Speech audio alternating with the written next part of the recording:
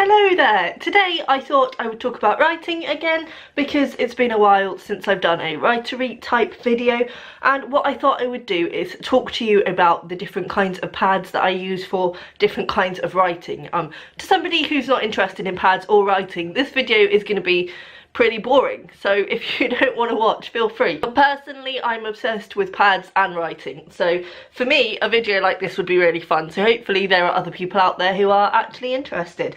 So we'll get started with the idea stage. I have this little notebook which I carry around with me most of the time, and it's pretty tatty now. I don't know if you can see, it's all grey and stuff. I've had this notepad since 2014. What I do, I always write the date when I start them, just so I've got a sort of reference to when I actually started that notebook. Now these pads, I've been carrying them around since I was about 15, one pad or another, and I used to use them to just write down thoughts and feelings and whatever, so I'd always have it there, and if I had a thought I would just write it down. It wasn't necessarily ideas, it was just stream of consciousness stuff. You know, angsty poetry was in there as well, of course. But now what I've done is I've kind of transformed the way I use these pads, and they're very much my idea pads. So I'm nearing the end of this one now, if you can see the ribbon there.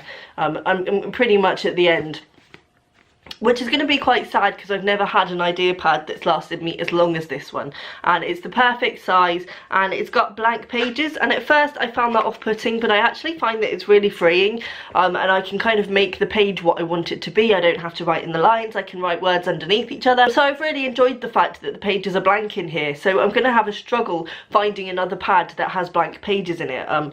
But anyway, so this is my ideas pad. This is where all of my story ideas or my novel ideas start off, and generally what I do on ideas that I'm excited about is I put an asterisk and then I write down the general idea. And what I've realised from doing this in the past is that you come back to it and you cannot remember your train of thought at all. So what I generally do is write the idea and then maybe a first line to sort of get it going, because generally I find with an idea a first line will come along as well.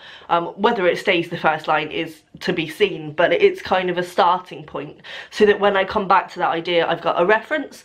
So I think every writer probably has one of these. I think it's really important to carry a pad around with you. I don't just write ideas in here. Sometimes I'll write a sentence that comes to me, or if I hear somebody say something that I think is quite cool, I'll write it down.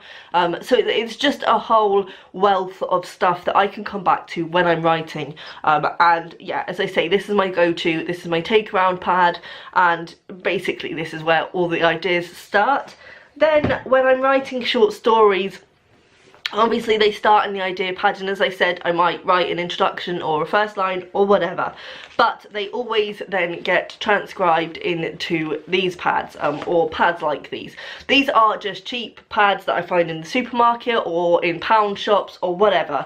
The cheaper the better. I had some really good ones that were kind of exercise books, and they came in packs of 4, and they lasted me for ages, and I really loved those, but I haven't been able to find a pad like that since, so I just go for your standard ring binders. The reason that I get cheap pads for my short stories is because when I'm writing a short story I generally write not a whole first draft in shorthand, because I sort of write a section, then type it up on the computer and get it straight in my head so that I can move on to the next one. But most of the starting points for scenes and things come from my writing them down. But I don't want to make it that it's a pressured thing, so I think if I were writing into a nice pad, I might feel like I had more pressure to make it good. These are just trashy pads, though I do keep them just for my own reference. They're not pads that anyone would ever see, they're not pads that I would keep specifically. If I was having a clear out, I wouldn't be averse to getting rid of them, and I think that's good. I think when you're writing a first draft, especially of a short story, it's good to have no pressure and to explore a little bit more.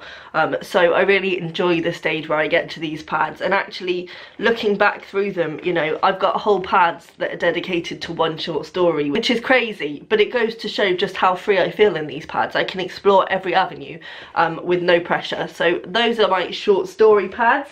And then when I'm writing novels or drafting novels, which, you know, I have yet to complete one, so let's not get carried away with ourselves. But when I am attempting to write novels, I write in slightly nicer pads. So this is an old one, this is a new one that I've just started. Although annoyingly the sticker would not come off. Why would you do that to me? So these aren't the nicest pads. Both of these I think came from WH Smith. There are some really nice pads, and I have got some nice pads, but this one I think was like £5, so I thought I'd just stock up. It's fine, it's hard, it's sturdy. The main reason that I get harder, prettier books for a novel is because you're working in them for a much longer time. Also with novels I find I do handwrite a lot more, so it's nice to have a sturdy pad that's not going to fall apart on you. Sometimes they still do. I'm a bit wary about this one because it's a ring binder, and ring binders are notorious for just breaking. They're awful, but this one obviously is fine. Lines on these do tend to go a bit wonky when you've been working in them for long enough, but generally I find that they're much better. As I say, I don't go for the most expensive pads because they're still just for drafting out and plotting out what's going to happen in my novels. So it's still good to have that freedom where it's not the most pristine pad in the world, and you know that you can kind of jot in there. So like when I bought this one, for instance, there was another one that was £15, and I just thought, you know, this is not as pretty as the other one was, obviously, but for £4.99 it'll do the job, and I'd much rather spend less so that I feel like I can trash it if I need to. So, you know, that's all of the sort of pads of note that I wanted to talk to you about. I've also got a little beautiful book which I haven't got here, which is where I write down all the places that I'd like to submit to, and I also write down in the back of that all of the places that I have submitted to. But I've also got another pad that I bought from Waterstones. Again, it's a tiny little thing, and that's sort of my thought journal. I find if I'm really blocked for the day, I don't write in it that often, to be honest. I don't write in it much at all, but if I find that I'm blocked for a day, I will just jot down stuff in there. The reason that I don't do that much is because I find it gets quite repetitive. I don't know if other journal writers find this, but I think the reason that journals sometimes feel a little self-indulgent is because I find that I just moan about the same things, and I just annoy myself with it. But that is a good place to start, because if you're blocked, it's really good to just write. The process of writing can unblock ideas, so I do have that go-to as well. Please let me know down below what pads you use. Do you use one pad for all purposes? Do you like really expensive pads? Do you like just cheapy things? Let me know, it'd be really interesting to hear. Bye!